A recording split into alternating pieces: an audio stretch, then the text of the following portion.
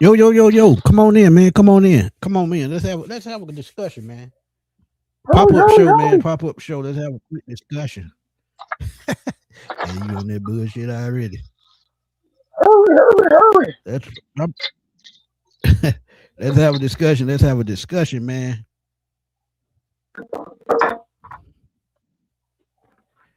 9-7, what's up? Yeah, Jason Roberts, what's good, my guy? King ATL. More to live for. I think that's your cousin, ain't it? yeah, man.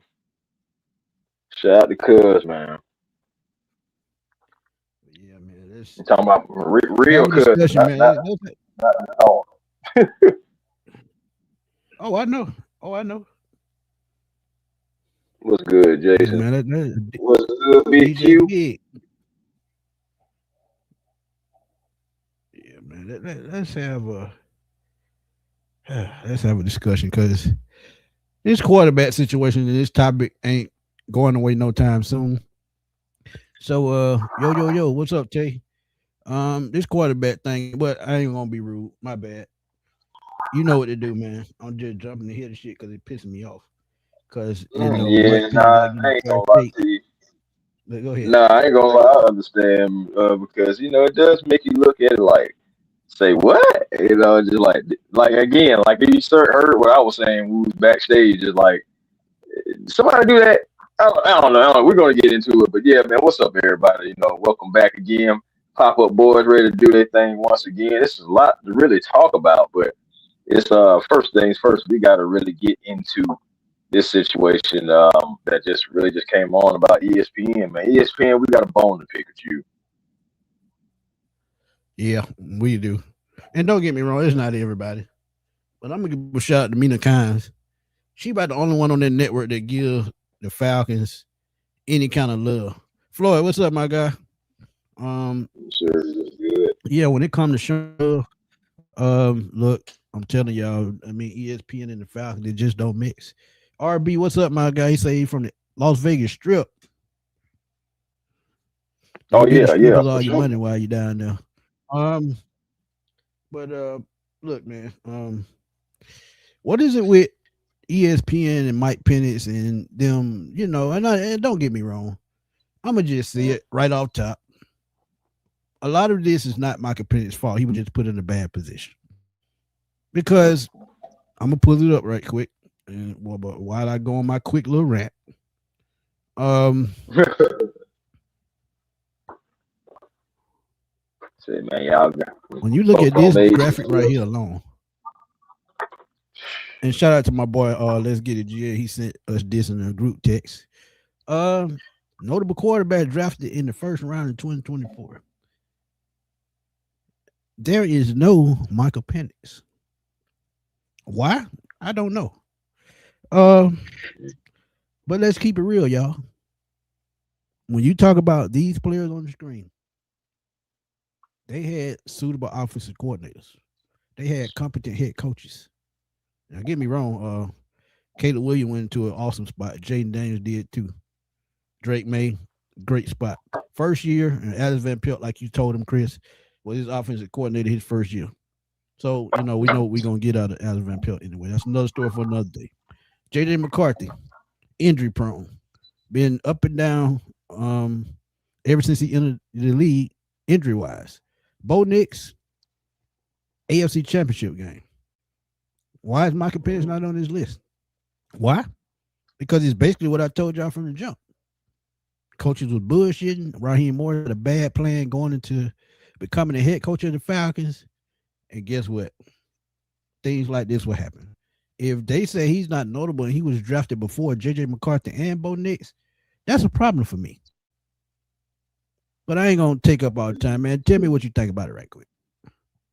Well, I mean, Caleb Williams, going first overall, we know all that. We see all the things about the playoffs and the career, and then we got to know about JJ. But I'm wondering, was this like a mistake? Was this some kind of error by the graphic designs of ESPN? Being not being able to fit all the It could have been. quarterbacks on there and their It stats. could have been. Um, but the thing about it is, Well, to a degree, let's be real. Hold on. I don't believe that. Yeah, go ahead.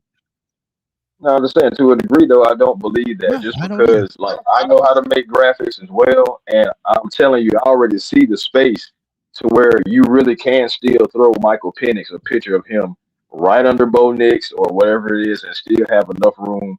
It'll be close, but you still will have enough room to put all that on there. But that's neat. But that's just on the nerdy graphic design side. I look at this and I'm like, okay, Caleb Williams, even though he did have a playoff appearance. He did, I mean, shoot, they were like the cardiac kids, the comeback kids all year. But at the end of the day, it's a reason for that because the first 3 quarters, Caleb Williams, as far as like passing goes, he wasn't good. I mean, just straight up, he wasn't good. Jaden Daniels, they're talking about he needs to be under center more up there in Washington. And on top of that, he dealt with multiple injuries, keeping him out. You also think about Drake May. Now, Drake May, honestly, I'll go ahead and say I was wrong about Drake May because I thought he was going to be Mitchell Trubisky. But right now, he seems like he's doing at least better than Mitchell. JJ McCarthy, you already spoke about him. Bo Nix, I always thought Bo Nix was pretty shaky, but to not have Michael Penix up here, at least to be notable because he is notable. I feel like, but the ultimate thing though, Smitty, I'm telling you, what Michael Penix is going to have to do is go out there and show everybody, his ability at a max level. Even when it comes down to the under center stuff, he's going to have to show and prove that he can work under center. Because I don't know for a fact, but I feel like in my heart, the reason why Zach Robinson has a job right now is because he threw Michael Penix under the bus. Well, he can't bend his knees. He can't do this. I can't use him. We can't run this. I can't call it. So what am I supposed to do? Right. But the only way to counter that and kill all that right there, we have to see Michael Penix this year more so under center. And you think about it, going back to the press conference with Tommy Reese, he talked about how Kevin Stefanski and just the office in total likes to do things under center. So we're going to get to the bottom of this one way or another, Smith. Yeah, absolutely. John Harris, what's up, my guy? He said when you point out the surroundings, you answer your own question. I absolutely did. When you fart in the elevator and I open the door, it's stinking on everybody. That's true. And that's the difference between these guys and Penix. They had a more stable offensive calling, offensive coaching staff. And by him not having an offensive coaching staff that was suited to help him, develop, guess what? It's not going to work. Because at the end of the day, it's all about growing, all about, developing and learning new things and learning the system and growing in the system. But this is Mina Kimes ranking. And like I said, she the only one gives the Falcons any kind of credit. But she had it absolutely head on, dead on. But I'm gonna take Caleb Williams over Drake May. And I know Drake May had a better season, and he can run just as good as Caleb. But I just think Caleb got a little bit more of that it factor than he do, because when you can make those unparalleled throws, and let's be real, Drake May got power bombed in the Super Bowl 8 times. So when you look at the Patriots offensive line, which I'm sure they'll retool, I'm putting Caleb over him, every day, twice on Sunday. But Mike Penix out of this bunch, as I said, when you talk about Raheem Morris and what he did with his staff, and I told y'all 1,000 times, he did not put the right guys around Michael Penix. This is what Kevin Stefanski, this is what his best plan was coming into taking his job as the head coach. He showed y'all right off the bat, the quarterback position is going to be try to be the best position, and it needs to be with the Falcons football team. So when you surround yourself with the right offensive coordinator, quarterback coach, and 2 former offensive coordinators at that have coached, veterans and, rookies of the year and legends and all that. When you got 3 guys that can do that, you have no reason to be bad at the quarterback position, no matter who you bring in. So shout out to Mina Kimes for putting this up. And you tell me right quick what you think about this situation right here with Mina Kimes and how she did hers. Because like you said, you saw where they could put the other than that. That's absolutely what they did. Yeah, I mean, this is a perfect example. I mean, very next slide show you exactly how they can put things up. And I mean, you can still put stats next to that. It's just all the part depending on how you position everything. But either way it goes, I think Nina, looking at her list, I feel like it's actually fair. And the reason why I feel like that's actually fair is because I mean, okay, Drake made Super Bowl, so I understand why he got put up there. But if you dive a little deeper into it, you'll realize that that defense was really the real reason, the biggest reason on why Right. they even got as far as they did. Caleb Williams, I already told you, I like shoot. He turns into I don't know, John Elway, Steve Young. I don't know who he turns into in the fourth quarter, but the first 3 quarters, it'd always be a little struggle.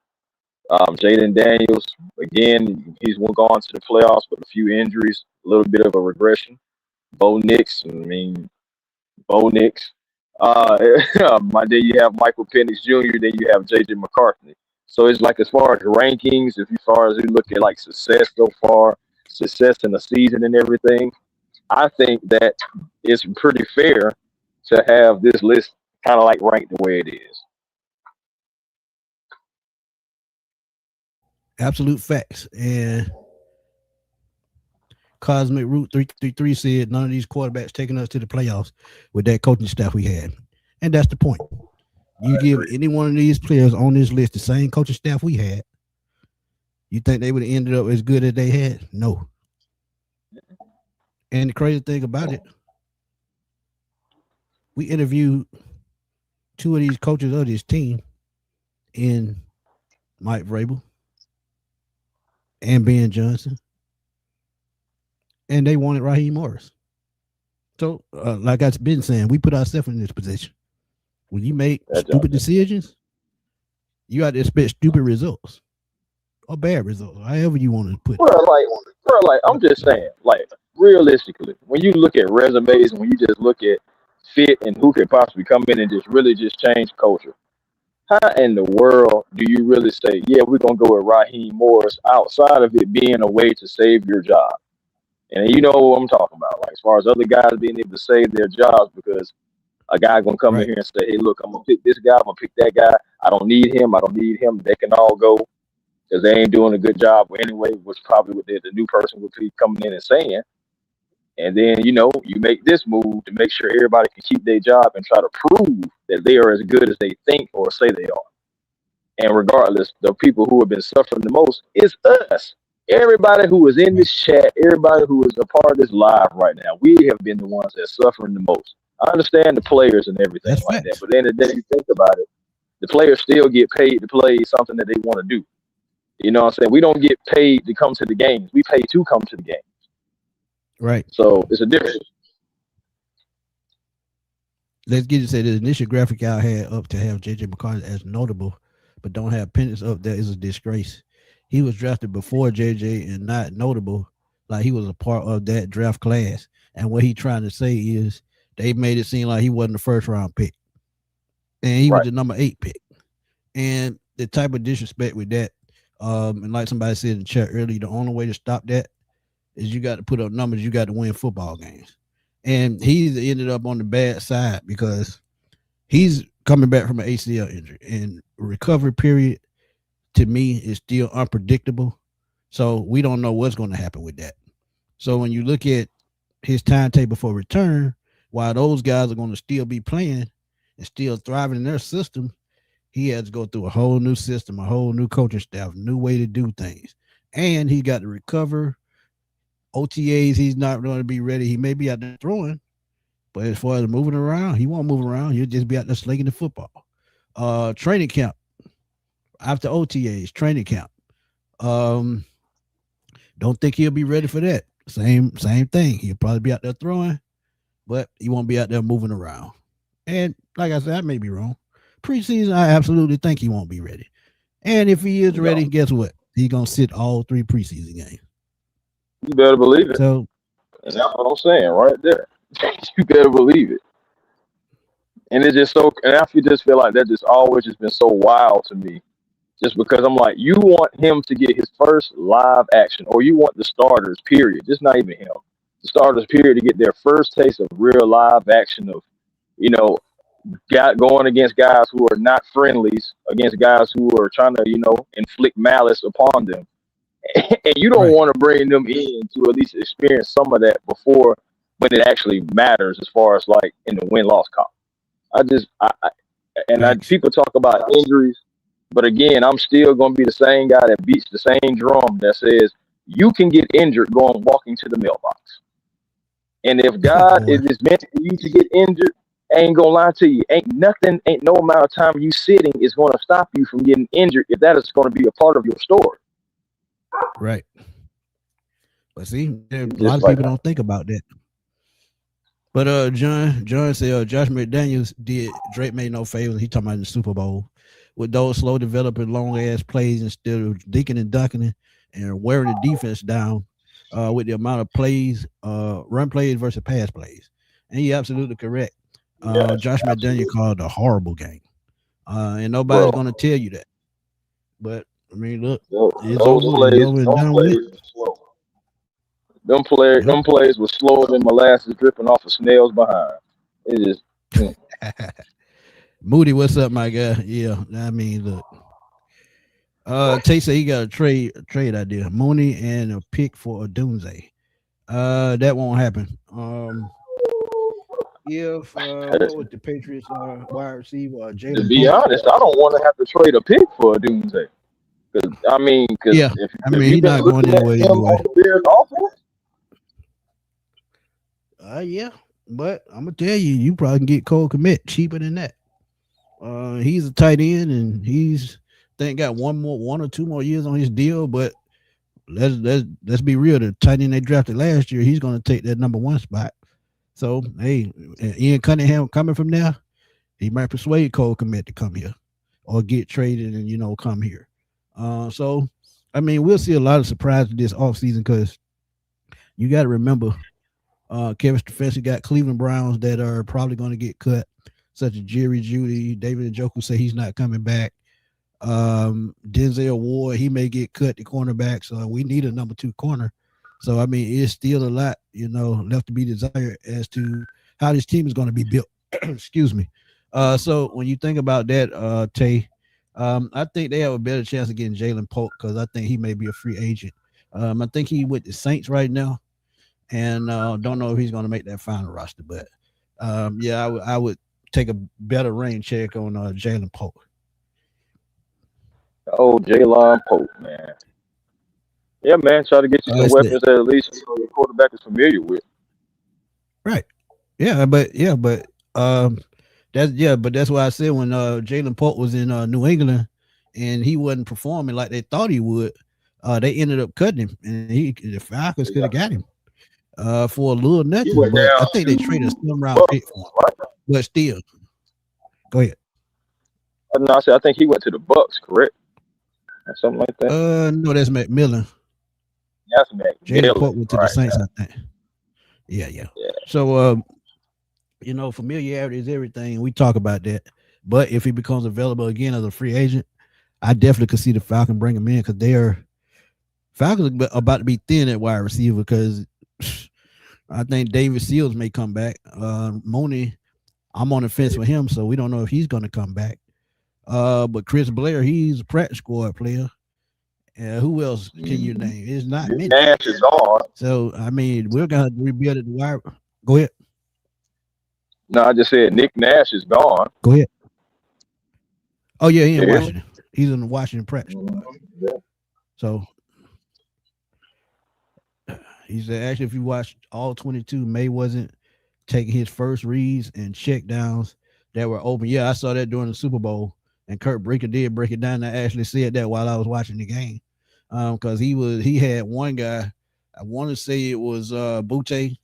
He ran a outside post route toward the sideline, had him wide open, but he looked back the other way.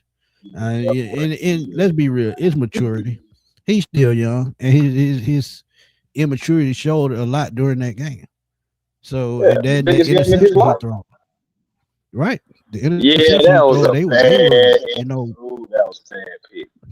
That was a bad one. poor communication, and that's on Josh McDaniels. And I know y'all might say it's the quarterback, but if you just look at that play, that was a real bad communication between the quarterback and the receiver and the person calling the plays.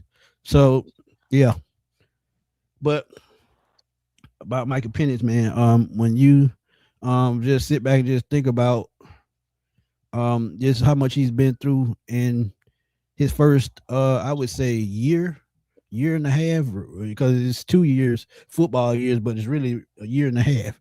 And I'm gonna just pull up his stats right quick, so y'all can get an idea of what I'm about to say. No, Michael Penix, But man. and All see, I'm this is saying why I is, don't remember, agree y'all, with we had, graphics all the time. Go ahead. nah, I just said, man, remember we had the But Patriots on the now, ropes now. right. But just think about this. When you think about these graphics that we put up, if you look at all of those quarterbacks, with the exception of JJ McCarthy, all of them have at least, I would say, 25 starts at the least. Because in the 2 seasons, that's 34 starts. You have some of them that have, 30 plus starts, because they've started ever since, they were drafted. Then you had guys like JJ McCarthy that was injured, Jaden Daniels was injured. Um, and you look at Michael Penix numbers. First year, only 3 games started, 1-2 record, only threw 105 passes. Then you look at year 2, 3-6, and that wasn't all on him. That was to me mainly on Zach Robinson. Yes, he made mistakes, but he wasn't coached properly. But when you look at 276 attempts, that's not much at all. 1,982 yards, 9 touchdowns, 3 interceptions. Touchdown to interception ratio is good as hell his second season. So you see the growth just a little bit. And then you talk about, we were talking about he needs to learn to put air up under the ball. That Indianapolis game, he did it a couple of times that game, so that showed you he was growing. So when you look Yeah, he at this actually had to dynamic the as far ball. as exposure, as far as reps, right? As far as reps, Michael Penix hadn't had a lot of reps. And we talk about preseason even. Getting reps in preseason. These guys, some of them played in preseason. Michael Penix didn't. So when you talk about being able to coach, having the right coaching staff around you, this is exactly what I'm talking about. Inexperience. Inexperience hurt his first 2 seasons. And a lot of those plays, if he had a competent coordinator and a competent head coach, I think Michael Penix would have been far ahead of the curve. He would probably be up there with Bo Nix and Drake May and those guys, being a playoff quarterback. And I would have to add, So we can't just blame him for that 100%. But go ahead. I just wanted to add to that and piggyback off the point about the coaching. Not just that. If we just had also the proper kicking, special teams, taking advantage. Because you look at 2 or 3 of those losses that made Michael Penix be 3-6.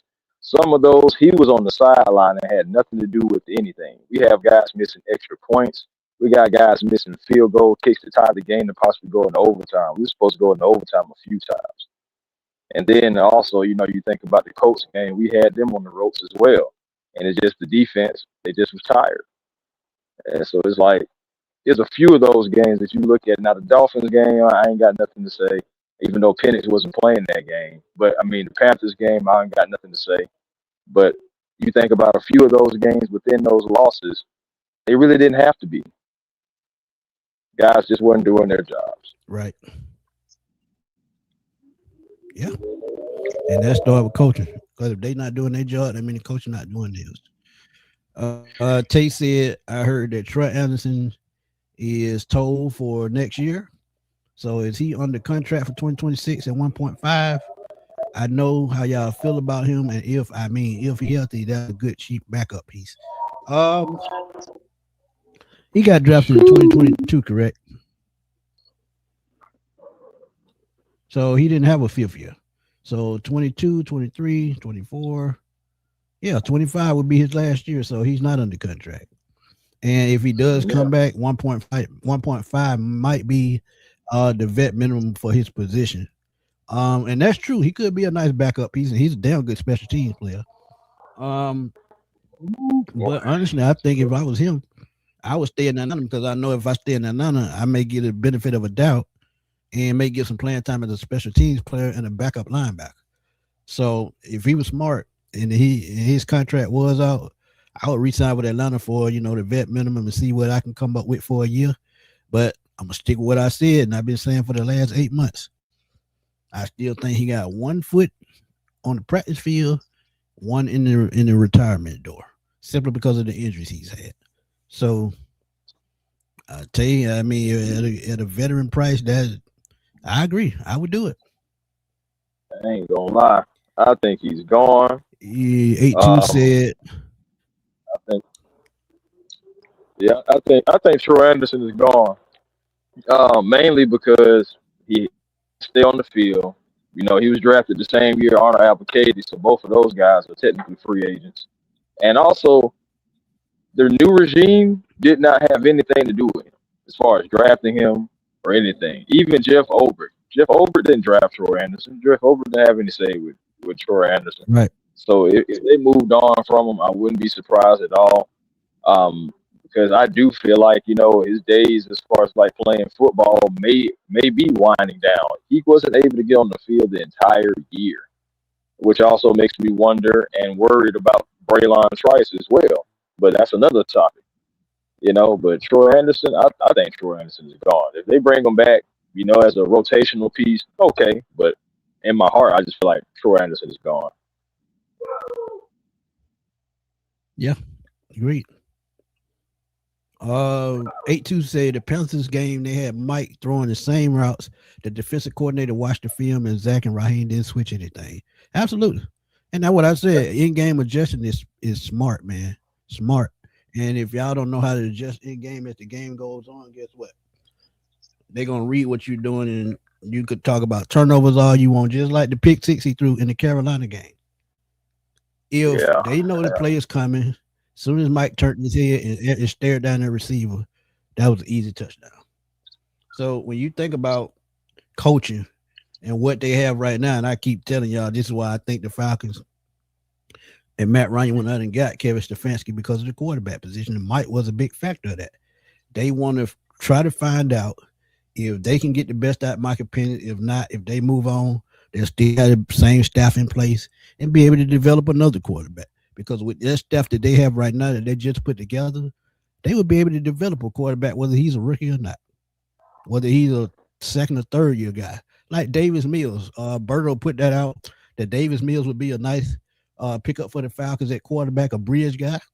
He wouldn't cost much, and he could come in and do the job because with the Texans last year, I think he quarterbacked 5 games, if I'm not mistaken.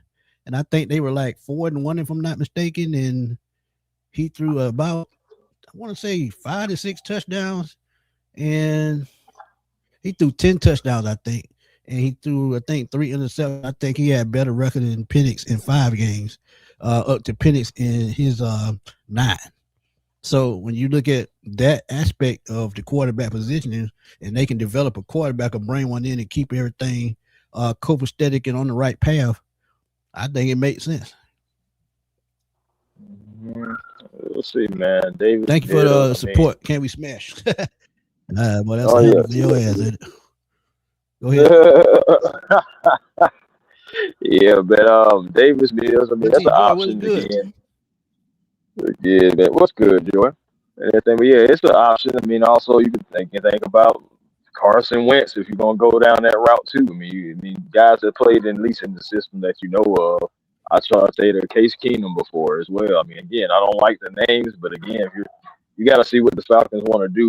As far as quarterback, they have to have at least some kind of insurance because Kurt, again, that possibly could be an option as far as after being cut. But you look around, and most guys who at least are decent, those teams are going to try to keep and hold on to those backups. Like Jacoby Brissett, I wouldn't be surprised if Malik Willis gets re-signed, like all those different things, because backup quarterback is actually becoming a commodity because some of these, some other guys are getting hurt.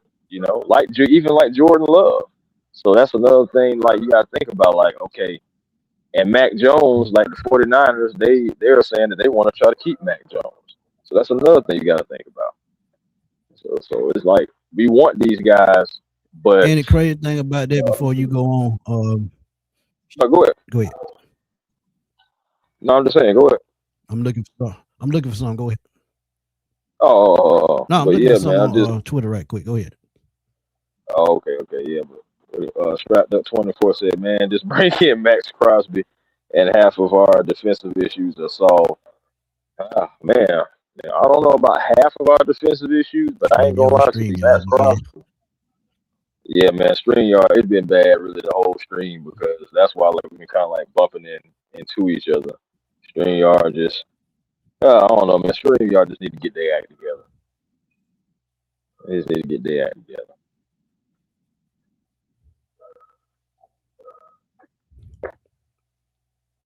No, I'm good on Justin Fields. I ain't gonna lie to you.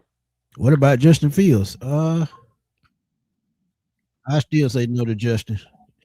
Yeah, I still say no to Justin. I hate to say that. Um, Strapped up 24 say, come on, stream y'all, stop doing this now. I can read it. Strapped up said 24 said, man, just bring in Max Crosby and half of our defense issues is fixed. That's true. But you got to just look at it from totality, as we always talk about. If those picks. Now he's another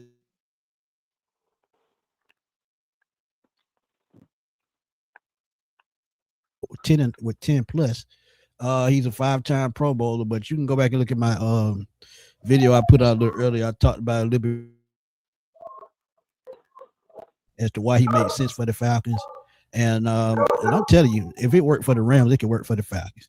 They traded for Matthew Stafford, had a game changer, and it worked. But he's a quarterback. It's supposed to work. But if defense is going to be your identity going forward, which for the Falcons, I think it has to be, because they drafted heavy. You talk about Dorless, you talk about Walker, you talk about Pierce, you talk about Ororo, you talk about Watts, Bowman. I mean, it has to be their identity going forward. So why not go out and get a Max Crosby until,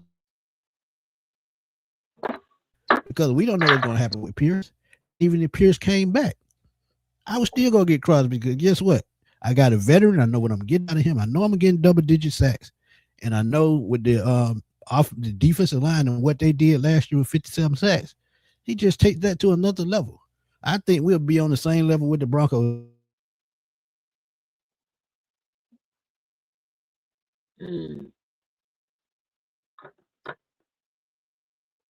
Just me. Man, And I I know ain't he gonna gonna lie to cost. you. I know he gonna cost. Yeah, I was about to say, Smitty, he definitely gonna cost. And you think about it too, brother. I mean, if our GM is staying true to his word, what he's saying in the introductory press conference, there's no way that he's going to mortgage Right. draft picks to get Max Crosby. He's just not going to do it. He doesn't. He said it himself. He doesn't believe in mortgage in the future to try to satisfy the now. And he likes draft picks. So if they're talking Okay. about a good deal, Okay. But not to cut you off. Yeah. But not to cut you off. But let me just ask you this. I was looking at his contract and the way it was structured today. And only 2026 is the only year out of the 3 years remaining that he still has guaranteed money. Just think about that. If you I cut mean him, that's you don't owe him nothing. And see, this is why the Raiders, this is why they got over with that. If he doesn't have guaranteed money, he say, hey, after 1 year, this isn't working for me. You trade him, you get those assets back. Yeah, it might not be a first round pick, but you will at least get a second round pick or maybe a third and a fifth or something to that effect. So if you go out and pay him, you're gonna get it back if you can bring him in. If he doesn't work out, you trade him, and it still works because he has no guaranteed money, and he doesn't even cost as much as a Trey Hendrickson, as much as a Myles Garrett. He's at under $30 million. I think he's about 27, 28. So for a Pro Bowl player, that's pretty cheap. And I I would mean, I'm roll with in. it. And I sometimes, I mean, mean, I'm in look, agreement. I go ahead. Go ahead. No, I just said I'm in agreement with you. I get I get where you're trying to go with it, and everything I do. But again, I'm just going off of the guy that we just hired and what he just said. If Oh, I that know is it. true, Yeah, I if know it. that holds any Yeah, I weight, know it.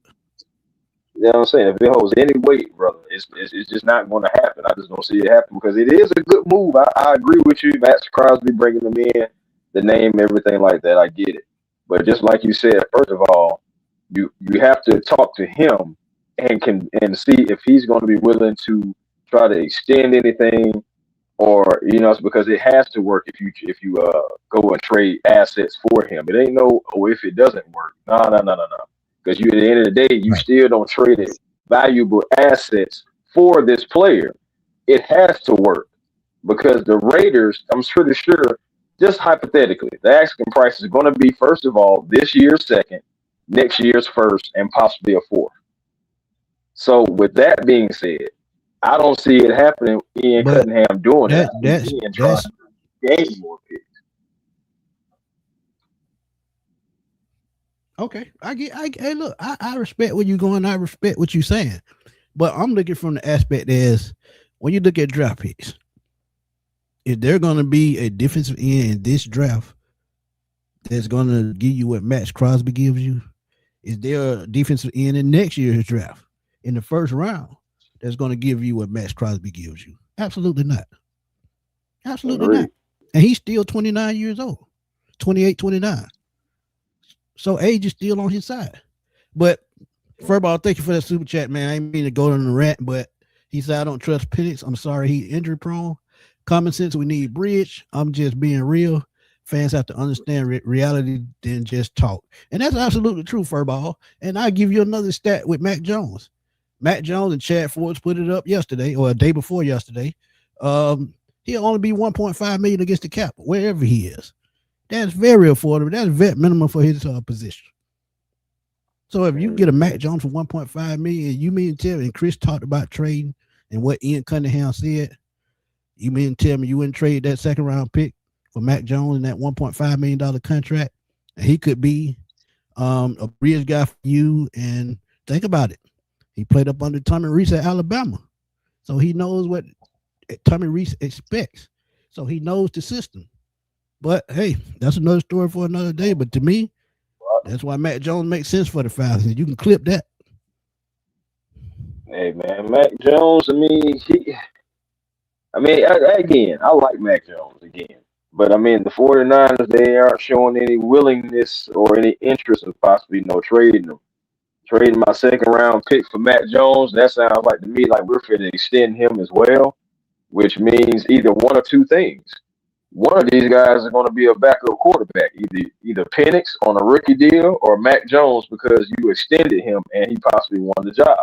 Either way it goes, it still makes the Falcons still even look bad on the back end. I mean, nobody gonna care about that if you win it. But regardless, you look at it, it's gonna be like, well, dang, you drafted Michael Facts. Penix, you got him on a rookie contract, but now you don't trade it for Mac Jones, your second round pick. So you trade it, so you know what I'm saying. So you don't have a first and second round.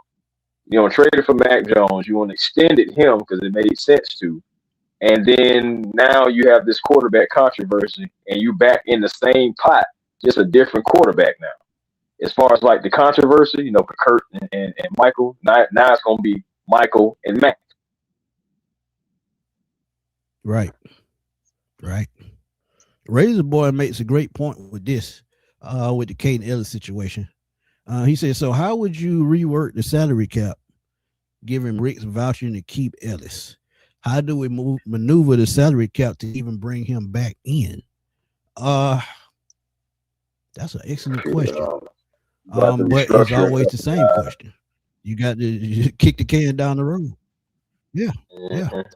kick the can down the Restructure road. it up and down. But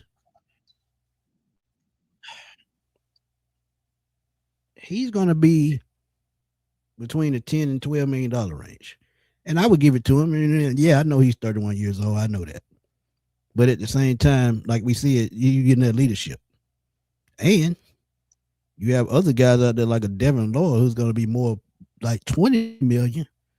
So Jeff Ulbrich is thinking about chemistry. He knows Caden Ellis is that glue guy. He knows you have to pay for that because I think he made 7 million, 8 million last year. So he get 10 to 12. That's a raise anyway. and he's comfortable with the system. What Brick is trying to do. But the way you do maneuver that, you got to keep the can down the road here. Restructure Lindstrom. Restructure. Can't restructure Jake Matthews anymore.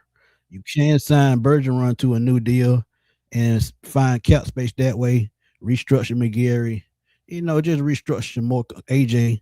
But you can do it. But the reason why I would be hesitant to all of that is what I talked about a week and a half, 2 weeks ago, with bringing in a center for the offensive line. And Tyler Linderbaum, to me, I'm telling y'all, he could be the missing piece for this offensive line, for this team. Because every time I think about it, I just think back to 2016 when we traded for Alex Mack from Cleveland. We got him for a 5th-round pick, I think. And he ended up being the deciding factor to this team taking the next step to being a Super Bowl team. And sometimes it's just that simple.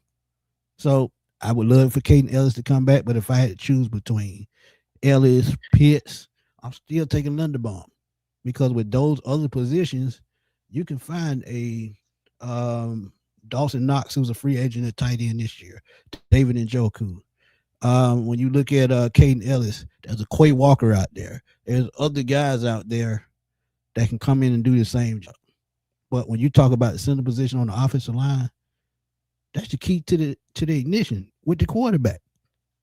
So I gotta clip that too.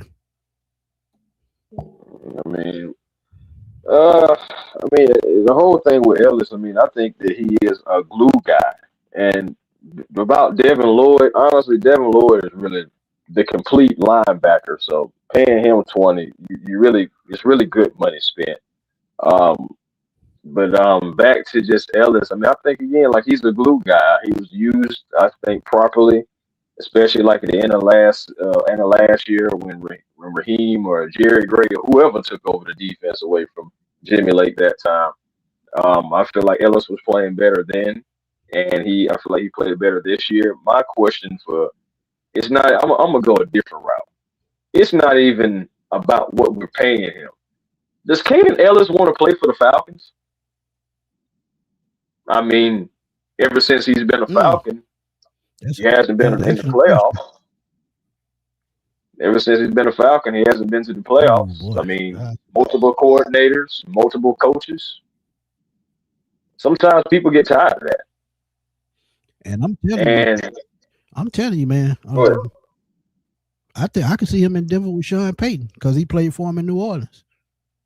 And they need another linebacker. So that's a great point. Does he want to come back to Atlanta? But this is why I said you got to be strategic in your thinking. So what they have to do is just see where his mind is at before they do anything. I'm just saying, fam. I'm just going a different direction because we never really talk about what the player may want.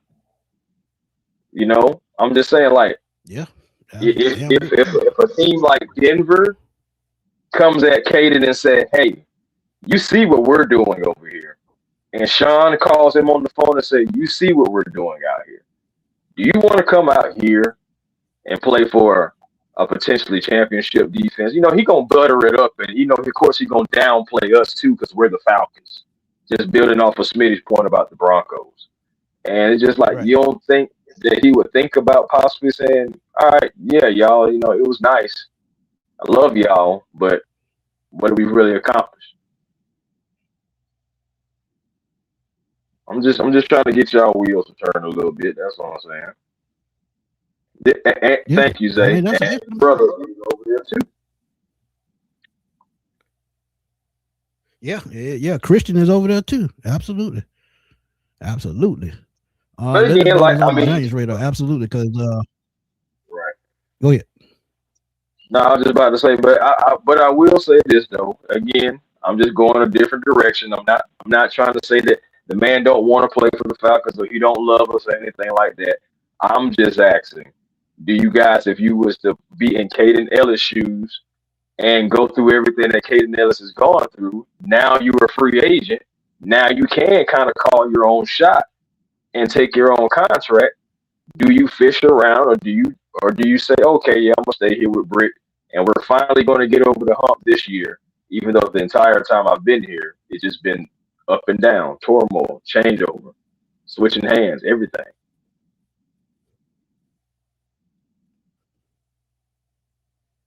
That's what I'm talking about. But Razor Boy said, "Do y'all feel like we're stuck giving expectations of what was said in on the Rise episode about losing season contracts hitting at the same time on offense? Man, I hate to be the GM, but see, this is the tough. This is what, and this is why I always tell y'all, nobody's safe. When you talk about things like that with the contracts, nobody's safe." And a lot of people were pissed off when I see it. Maybe and Chad Ford brought it up, and I just did a video on it earlier about Drake London. I don't want Drake London to go nowhere. But I'm gonna be real with y'all. I don't think he's a $30-35 million receiver. If we talking 25, maybe. 35, hell no. Do you know what we can do with $35 million? Do you know what we can do with $35 million a year? Man. Shit, we've been talking about what we could have done with the money if we didn't pay Kurt for the last whatever now. Exactly. Exactly. And I don't, because think about it. The top wide receiver is at 40 million. The next guy is at what, 35 million, which is I think CD Lamb. And Jamar Chase is at 37 and a half. So you talk about three wide receivers right there, right at that 35 million mark, and Drake London is nowhere in their territory. And there's no disrespect to him. He's not even on their level. So you mean tell me you would pay Drake, Jamar Chase money, Justin Jefferson money, CD Lamb money?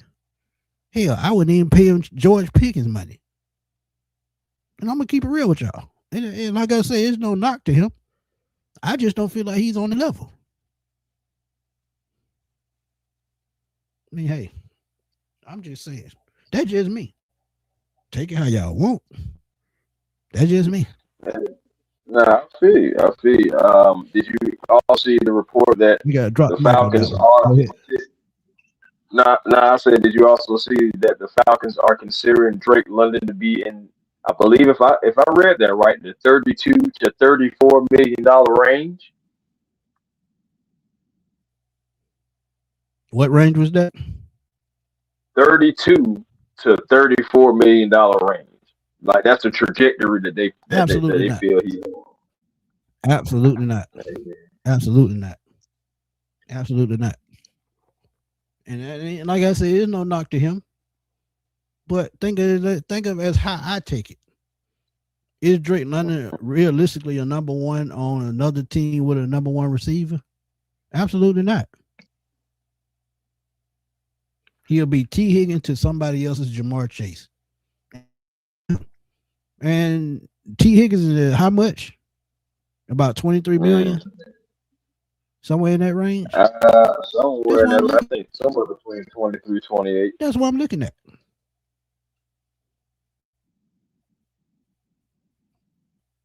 Yeah. And think about what I said about Kyle Pitts. Remember, Chris?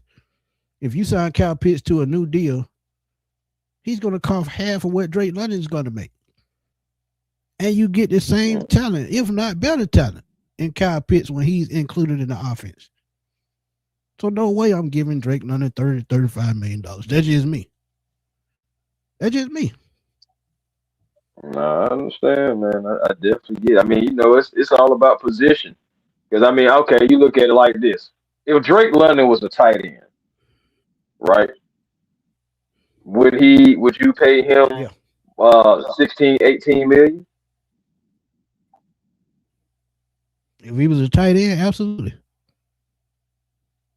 And the reason why the reason why I say that is because you said that you feel like it might you didn't say it would, but you said it might be even better talent with Kyle Pitts over Drake London. But I mean, if we just look at it all, though, I mean, Kyle Pitts, he can be subjective Drake London, I guess you could say the same, but I'm just saying, like, when the ball is in the air and I need somebody to come down with the ball, I know it's gonna be Drake London. When I need a really good block, because here comes Bijan Robinson on the outside. And I get that part, and that's the best part of his game.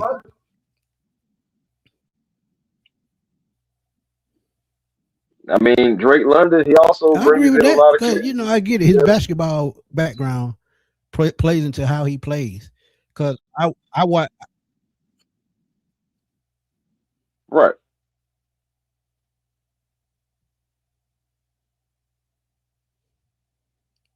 I get where you're going, man. I do, but I watched Antonio Gates coming up, and Antonio Gates' basketball background, Antonio Gonzalez's background helped them a lot in how they played the game.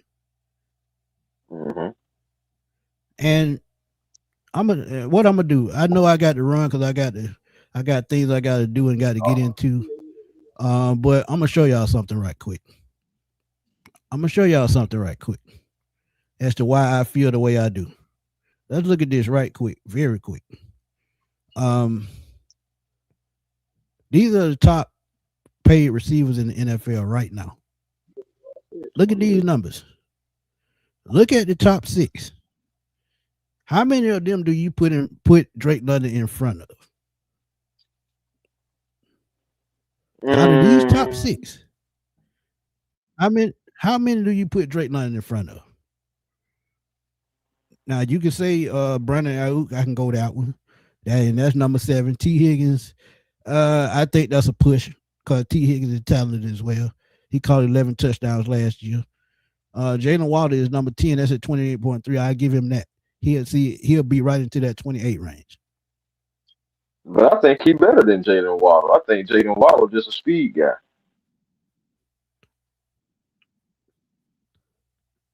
I give you that. God damn it. I give you that. Man. But of those top six, that's at $30 million right there.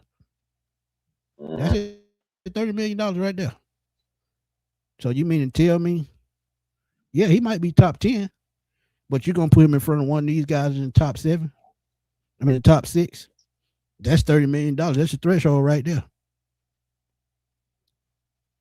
Man, And he wants $30 million a year. I can't do it. I'm sorry. Yeah, he's top 10. yeah, But yeah, at the same yeah, time, I'm definitely. looking at this list as to what they get paid a yearly salary. Go ahead. Oh no, I mean, but Smitty, you know how people reset the markets and all that stuff like that too. At the end of the day, you look at it. Some of these guys are still going to get another payday even after Drake. So whatever Drake gets, it's going to be most of these Exactly. guys on the list going to He eclipse it set the anyway. market. Yeah. Right. Right.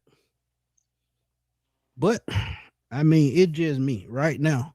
I just don't see any of those guys. That's just me. Because at the end of the day, it's about production. He had an injury last year. He did not get to 1,000 yards. He only had 1,000 yard receiving year in his career so far. That's going to play a factor. Um, Another factor is he going to take a little pay cut and not go so high to help the team out. That's another thing. Mm. A lot of that can play into this. For sure, definitely. I mean, I definitely get it. I'm And like telling I you. said, man, don't I'm, get me wrong. I want to see Drake London come back. I want him to stay a Falcon. But that that right. that price point just don't sit well with me. Go ahead. No, and again, I'm with you, bro. I am. I'm just thinking about how the market is, and we can never control the market. Like we can never control it, and then, but at the same time, we already have been seeing guys are not getting paid or getting extensions, and the value of certain guys are not what they think it is because with the pay going up, it's like okay, well this guy isn't worth that many millions of dollars, and that's what teams are starting to make the decision on. It's like, is this guy worth that? Is this guy worth that? Even though the money is going up and the market is going up, something that nobody can control. I mean, more and more people are watching the sport, and continuously watching the sport. It's almost like the NFL can do no wrong as far as viewership, but that just means that But think the about that. money is Think flowing. about that money that we getting though. Think about that money we getting. 12.5 of it is going to Kirk Cousins. Yeah, I mean, we already knew that though. We already knew that you're gonna have to really get ready to restructure somebody. Like honestly, you're gonna have to restructure some people to even get some cap relief anyway. You're gonna have to cut some people as well to get like even if it's a couple of a meal or two. I mean, you're gonna have to try to finagle it however you can. You're gonna have to try to navigate it, and that's why I was like, that's why like I agree with the comment earlier about boy, I just hate to be the GM because yeah, you got to navigate this thing and you have to prepare for the now and for the future.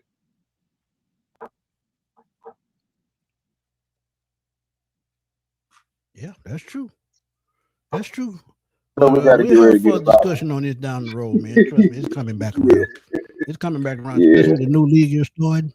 Oh yeah, it's coming back around. It's coming back around. But tell everybody where to find you, man. We gotta get out of here. yeah, man. A1 Federal Sports, that's a platform on YouTube, man. Please come over, be a part of the A1 family. We love to have you. Also, same for Hawks Digest. Me, Walter Pollard, and Mikey, we over there doing our thing. Hawks, going into the All Star break on a losing streak, but hopefully they can turn it back around. Twitter, A1 Forever. Instagram, A1 Forever. And the real A1 Forever on TikTok, man. Thank y'all, as always, for pulling up on us like you always do.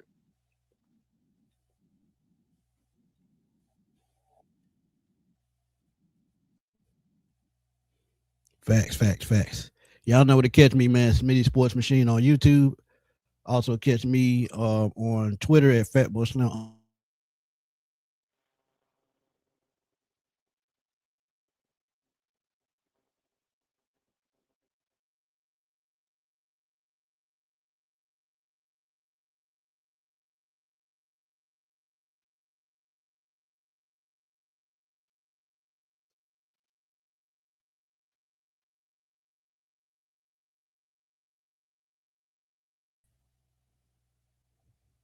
I apologize for that. I had technical difficulty. They just kicked me out of the studio. They just said, "Get your ass out of here." Um, Yeah. Again, man, y'all right here on right here on YouTube at Smitty Sports Machine. Also catch me on Twitter at FatBoySlam_21. I'm always over there blowing that thing up. Trust me, this discussion is far from over. We will revisit this again once contracts started getting paid, and once the dust starts to clear, because we'll have a clear cut indication of what the salary cap will look like in a couple of months. Going well, let me see next month, because the new league year starts in about a month. Actually, it's a month from tomorrow. So the new league year starts a month from tomorrow, and we'll get a clear cut picture as to how the contracts will look, who they will bring back, who they will prioritize, who they will restructure, and we'll get an idea how everything goes. Because y'all got to remember too, Bijan is up for a big deal, and he's the best player on the team, and you're not going to slight him for London or nobody else. But like I said, there's no shot to Drake London. Love him as a Falcon. Um, it's just my way of thinking when it comes to the money aspect. And we talk about the quarterback that he's had. Andre Johnson never had a good quarterback except Max Schaub. Larry Fitzgerald didn't get a good quarterback till late in his years with Kurt Warner. So it Mhm. happens. You just have to make the best of it. If you that receiver, and can't nobody take that away from you. Just my quick thought.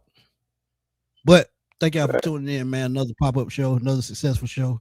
Again, we will see y'all soon. Don't know how soon, but if news breaks, y'all know we got you. For my boy Chris, this your boy Antoine Smith signing off. I will holler at y'all soon, man. Peace.